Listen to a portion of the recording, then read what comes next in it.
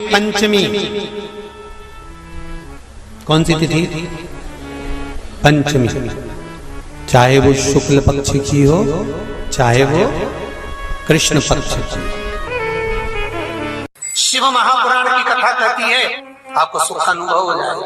कार्य सिद्ध। जिंदगी में कभी संपदा कम नहीं हो सकती, संपदा बढ़ती चली जाती है। संपदा घट नहीं सकती, बढ़ेगी और घटेगी। कष्ट नहीं आ सकता, रोग बीमारी तकलीफ नहीं आ सकती। आपके लिए तो लाभदायक है, समझ लो ये कथा।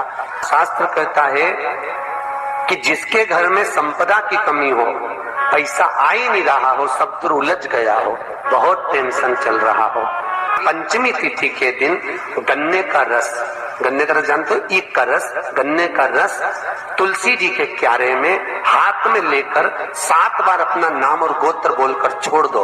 जिंदगी में 3 साल में तो करोड़पति बनकर बैठ जाओगे, कभी लक्ष्मी की कमी नहीं आ सकती। तैयारी में बैठे रहोगे कि फिर पंचमी तिथि आए। 3 मंत्रों का स्मरण शिव महापुराण में कहा गया। पहला ओम नमः शिवाय, दूसरा मार्कंडू जी के पुत्र मार्कंड के पुत्र मार्कंडे जी की उम्र थी मात्र 12 वर्ष जीवित रहने की, पर पिताजी ने कह दिया था कि तू शंकर का भजन कर, तू शिव का स्मरण कर। अगर तूने शंकर का भजन करा तो ये पक्का है कि अकाल मृत्यु वो मरे जो काम करे चंडाल का, काल उसका क्या बिगाड़े जो भक्त हो महाकाल का। काल का हरण करने वाला एक ही हो सकता है, वो महाकाल हो सकता है, उसके सिवा कोई नहीं। मार्कंडे जी से कहा तेरी उम्र 12 वर्ष की है, केवल 12 वर्ष।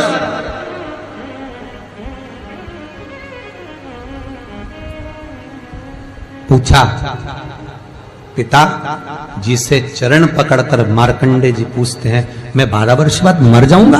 हाँ, प्राण छूट जाएंगे। हाँ,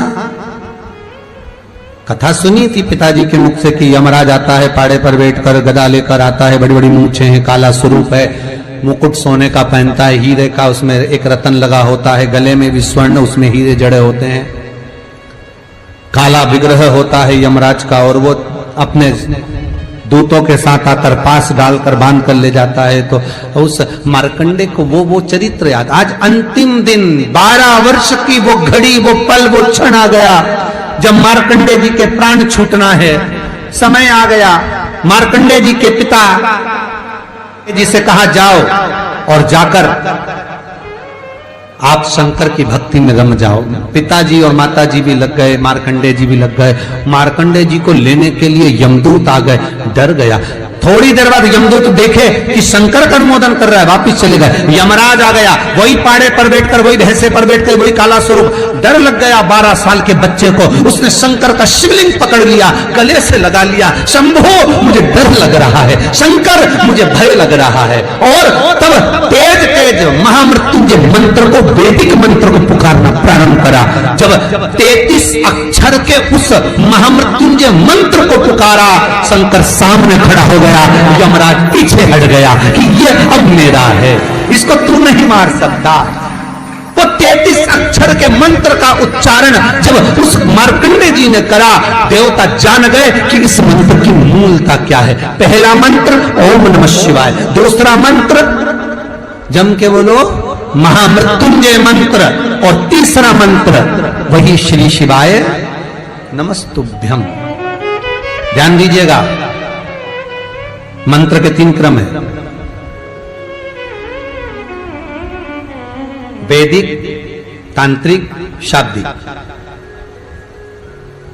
मंत्र के 3 क्रम है। तीनों मंत्र देख लीजिए, तीनों का क्रम देख लीजिए। महामृत्युंजय मंत्र वैदिक मंत्र, इसको जब ब्राह्मण जपता है, कुशा का आसन बिछाकर, मौन रहकर, घट की जिह्वा से जपता है। अगर याद नहीं रहता तो भी धीमा धीमा बोलता है, तेज नहीं। महामृत्युंजय का जाप अनुष्ठान, सामने कलश स्थापन कर कर प्रेम से 1100, 11,000, 1,25,00,000 अनुष्ठान किया जाता है। ओम नमः शिवाय का जाप चलते फिरते किया जा सकता है। श्री शिवाय नमस्तुभ्यम शाब्दिक मंत्र है। इस मंत्र का प्रयोग के लिए ना आसन की जरूरत है, ना तब साधना की जरूरत है। जब जप रहे हो शंकर साक्षी। हाँ, कोई रोग आ गया, कोई बीमारी आ गई, कोई कष्ट आ गया, बहुत भारी आ गया, तो महामृत्युंजय का स्मरण शंकर की साक्षी में होना चाहिए। वो 33 अक्षर का महामृत्युंजय मंत्र, वैदिक मंत्र, शिव की साक्षी में। पर दुनिया के लोग आज वो चिल्ला चिल्ला के उस मंत्र का स्मरण करते हैं, वो श्रेष्ठ नहीं है। नहा रहे हो, सोचादि कर्म में जा रहे हो और वो डब्बा लगा दिया,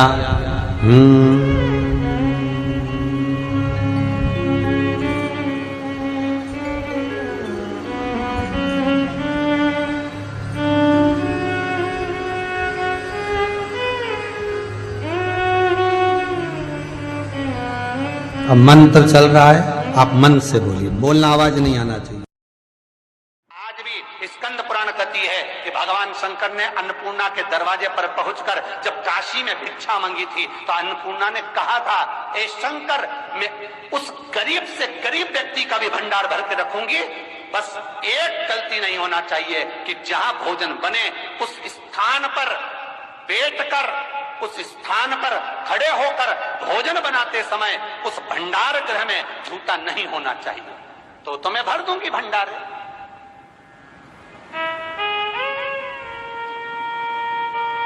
जिस प्लेटफॉर्म पर खड़े होकर माताएं भोजन बनाती ना, सब्जी बघारती, वहीं पे हाथ में लेके चख लेती।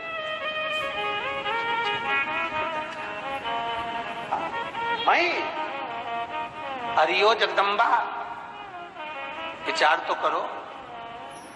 भले तुम भगवान को भोग नहीं लगा रही, पर पति तो परमेश्वर है। भले तुम भगवान को भोग नहीं लगा रही, पर पति तो परमेश्वर है। पति के लिए कहा परमेश्वर, मतलब भले भगवान की तुमने सेवा नहीं करी, भले अर्चना नहीं करी, भले पूजन नहीं करी, पर पति तो परमेश्वर है।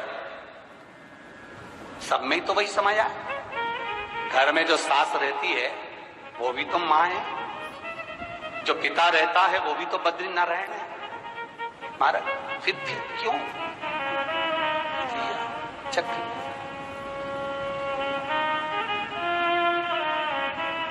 तुम चक कर भी बनाना तो भी तुम्हारे घर में स्वाद नहीं रहेगा। और जिस मंदिर में, आश्रम में, भंडारे में जब तक भगवान का भोग नहीं लगता तब तक चखा नहीं जाता, चाहे नमक डला ना डला, मिर्ची डली ना डली, शक्कर डली ना डली, भंडारे के भोजन में जो मिला दिया, आखिरी में फिर भगवान ने अगर पा लिया तब चखा गया कि अब भोजन में स्वाद है कि नहीं है।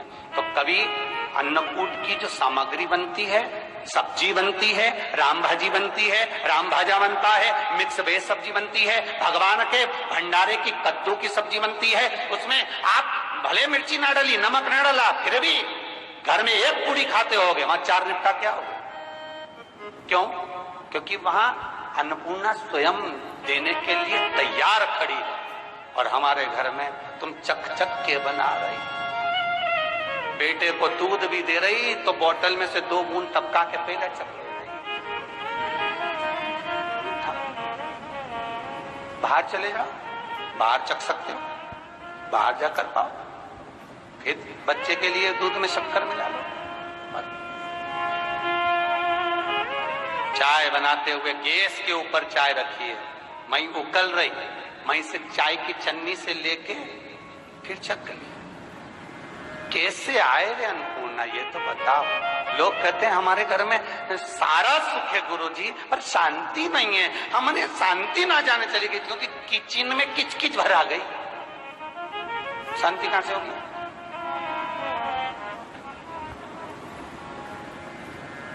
वहां इतना किचकिच भरा हुआ है, प्रेम, करुणा, वात्सल्यता, स्नेह, समर्पण समाप्त हो।